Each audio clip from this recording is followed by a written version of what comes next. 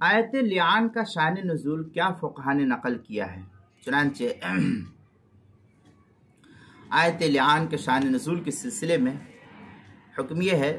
کہ اسلام ہر طرح کی بے حیائی اور فحاشیت کا سخت مخالف تھا اور ہے اور رہے گا۔ اس لیے اسلامی حکومت میں زنا کے ارتکاب پر سخت سزائے اسلام کی طرف سے مقرر کی گئی ہے کہ اگر کوئی کمارا مرد یا کماری عورت سے زنا کا صدور ہو جائے اور یا یہ کہ اقرار یا 4 مردوں کی گواہی سے اس کا شرعی عدالت میں ثبوت ہو جائے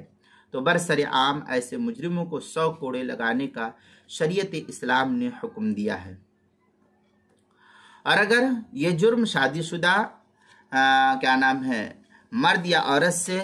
صادر ہو گیا ہے اور شرعی ضابطوں سے اس کا ثبوت بھی ہو جائے تو پھر اس صورت میں رجم کی سزا مقرر کی گئی ہے اسلام میں، یعنی ایسے مرد اور عورت کو پتھروں سے اتنا مارا جائے کہ وہ اس کی جان جاتی رہے، یعنی مر جائے، سنگسار ہو جائے، ختم ہو جائے۔ اب اس صورت میں چونکہ یہ سزائے بڑی سخت ہے، آدمی کی جان کا جانا اور پتھروں سے رجم کا کرنا، کوڑے لگانا، یہ بڑی سخت سزائے ہیں، اور اس کا بہت امکان بھی ہے کہ کسی کے اوپر کسی نے تہمت لگا دیا، 4 گواہ کو ڈھونڈ کر کے لے کر کے آ گئے، تو کوئی شخص کسی سے اپنی دشمنی کو نکالنے کے لیے کسی پر زنا کی تہمت کو لگا سکتا تھا اور یہ لگا دے گا، اور اس بہانے اس پر حد زنا جو ہے جاری کر دی جائے گی شریعت کی طرف سے۔ اس لیے شریعت اسلام نے اس سزا کے غلط استعمال پر اولاً روک لگانے کے لیے یہ بھی حکم دیا سورہ نور کے اندر کافی تفصیل کے ساتھ کہ اگر کوئی شخص کسی پر زنا کی تہمت لگائے تو اسے اپنے دعوے کے ثبوت میں 4 عینی گواہ پیش کرنے ہوں گے، تبھی جو ہے یہ زنا کے ثبوت کو ثابت کیا جا سکتا ہے، ورنہ نہیں۔ جو اس طرح صاف صاف گواہی دیں گے کہ اس میں کوئی جھول نہیں ہے، حقیقت ہے یہ۔ اب اگر تہمت لگانے والا شخص گواہوں کا یہ نصاب پورا نہیں کر سک رہا ہے تو اس پر حد قذف جاری ہوں گی۔ حد قذف کیا ہے؟ یعنی 80 کوڑے اس تہمت لگانے والے شخص کو لگایا جائے گا، تاکہ کوئی شخص بھی خواہ مخواہ کسی پاک دامن مرد یا اسی طریقے سے پاک دامن عورت پر اس طریقے سے کوئی برائی کی تہمت کو لگا نہ سکے اپنی دشمنی نکالنے کے لیے۔ اب واقعی یہ پیش آیا کہ جب حد قذف کی آیت نازل ہوئی تو انصار مدینہ کے سردار حضرت سعد بن عبادہ رضی اللہ تعالیٰ جو بڑے ہی غیرت مند صحابی شمار کیے جاتے ہیں، انہوں نے آپ صلی اللہ علیہ وسلم سے بڑے تعجب میں پوچھا، یا رسول اللہ، کیا واقعتاً اسی طریقے سے یہ آیت نازل ہوئی ہے؟ جیسے ہم کسی چیز کو پوچھتے ہیں کسی سے، واقعتاً ایسے ہی معاملہ ہوا ہے؟ تو ایسے تعجب سے حضرت سعد رضی اللہ تعالیٰ نے کہا کہ یا رسول اللہ، کیا حقیقت یہی ہے؟ تو مجھے اس بات پر بڑا تعجب ہے کہ اگر میں کسی کمینے کو اپنی بیوی کے ساتھ دیکھوں تو میں جب تک 4 گواہ نہ لے آؤں میں اس سے کوئی تعرض نہیں کروں گا، اس کو کچھ کر نہیں سکتا ہوں کہ میرے پاس گواہ نہیں ہے، اور میں جب تک 4 گواہ لے کر کے آؤں گا تو معاملہ ختم ہو جائے گا۔ حالانکہ جتنی دیر میں گواہ کو ڈھونڈ کر کے لاؤں گا اتنے میں تو یہ کمینہ اپنے کام کر کر کے فارغ ہو کر کے جا چکا ہوگا، میں کہاں ڈھونڈتے رہوں گا۔ اور مسلم شریف کی روایت میں اتنا اور بھی اضافہ ہے کہ حضرت سعد رضی اللہ تعالیٰ نے اپنی غیرت کی اور حمیت کا ثبوت پیش کرتے ہوئے یہ فرمایا کہ ایسے کمینے شخص پر تو میں اپنی تلوار سے ایسا وار کروں گا کہ وہ بچ ہی نہیں سکے، یعنی میں اس کو قتل کر دوں گا۔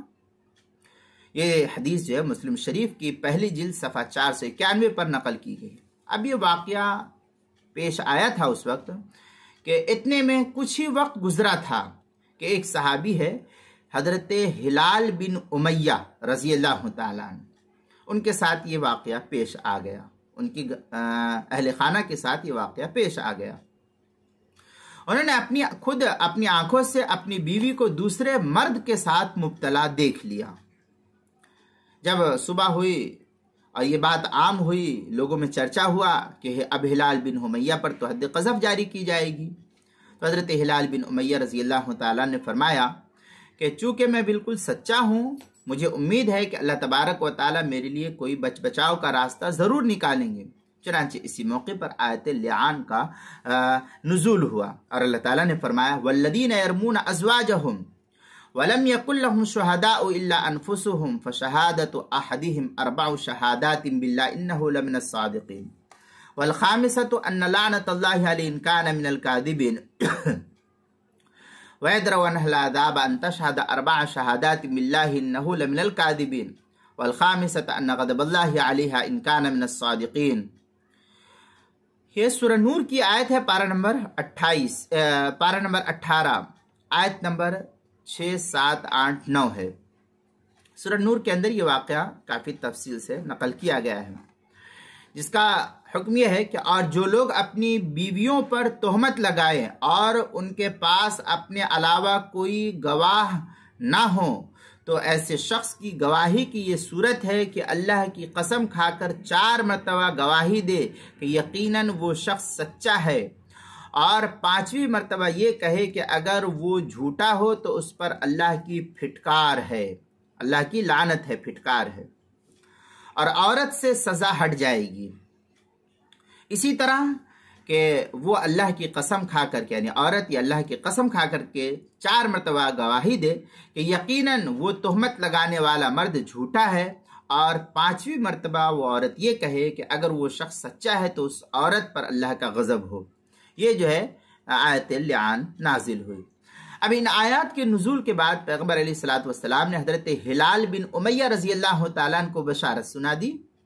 कि हिलाल इधर आओ, तुमने जो वाक़या पेश किया है उसके ऊपर अल्लाह ताला ने जो है तुम्हारे लिए ये हुक्म नाजिल किया है। और फिर उनकी बीवी को भी बुलवाया और उनके सामने भी आयत पढ़ करके आप सल्लल्लाहु अलैहि वसल्लम ने सुना दी कि अल्लाह का हुक्म ये आया है। फिर दोनों को नसीहत की कि आखिरत का अजाब दुनिया के अजाब से बड़ा सख्त है, बड़ा ही सख्त आखिरत का अजाब है। तो हज़रत हिलाल रज़ी अल्लाह तआला ने फरमाया कि मैं अपने दावा में सच्चा हूँ, और या रसूलल्लाह मैंने हकीकत में यही देखा है, मगर औरत ने उसके दावे की तकज़ीब की। चुनांचे आपने लिआन का हुक्म दोनों के दरमियान जारी कर दिया। अवलन हज़रत हिलाल बिन उमैया रज़ी अल्लाह तआला ने 4 मरतबा गवाही दी कि वो सच्चे हैं, और 5वीं मरतबा जब आप लानत के अल्फाज कहने जा रहे थे तो फिर पैगम्बर इस्लाम ने उन्हें आखिरत के अजाब से डराया, मगर उन्होंने फरमाया कि मैं बिल्कुल सच्चा हूँ, मैं बिल्कुल सच्चा हूँ, मैंने ये देखा है, तो मुझे सच बोलने में कोई झिझक नहीं है, मुझे उम्मीद है कि अल्लाह ताला मुझे अजाब नहीं देंगे। फिर उन्होंने लानत वाले कलिमात अदा फरमा दिए हज़रत हिलाल रज़ी अल्लाह तआला। उसके बाद उनकी बीवी से इस बात पर 4 मरतबा गवाहियाँ ली गई। हज़रत हिलाल बिन उमैया रज़ी अल्लाह तआला ने अपने दावे में झूठे हैं, और 5वीं मरतबा गज़ब के कलिमात कहने से पहले आप सल्लल्लाहु अलैहि वसल्लम ने उस औरत को तंबीह फरमाई और ये कहा कि तो इस पर तंबीह फरमाई कि देखो, सोच समझ करके कहो, आखिरत का अजाब बड़ा सख्त है दुनिया के अजाब के मुकाबले में।